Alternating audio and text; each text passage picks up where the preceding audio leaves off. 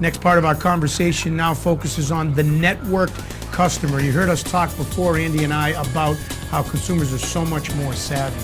What is the networked customer, Andy? Well, in this increasingly networked world that we all live in, I think we can even look to our own personal experience to understand why I talk about the networked customer. The networked customer is an individual who's connected across a lot of different media and is ready at any given time to explore. They can pull out a handheld device if a question comes up, punch it into a search engine, and come back with directions in which to look for information. The customer is networked. They can engage in a social environment.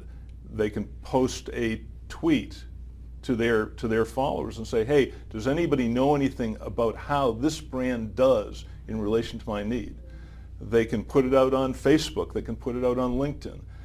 They can put it out into networks that have developed for specific specialty communities, like, for instance, the IT security community. There are networks that focus on that stuff.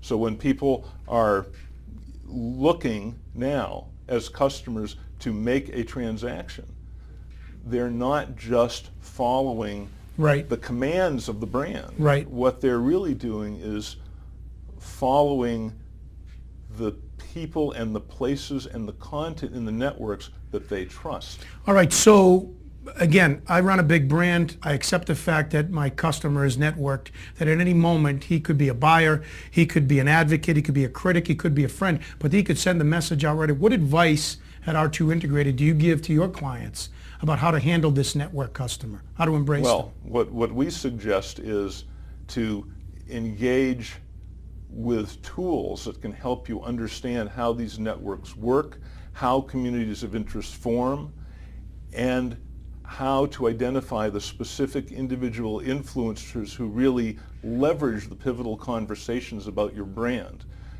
And we've developed some very powerful tools to help our customers in that area, and some very powerful services, including some of our new conversational and social listening services and analytical capabilities.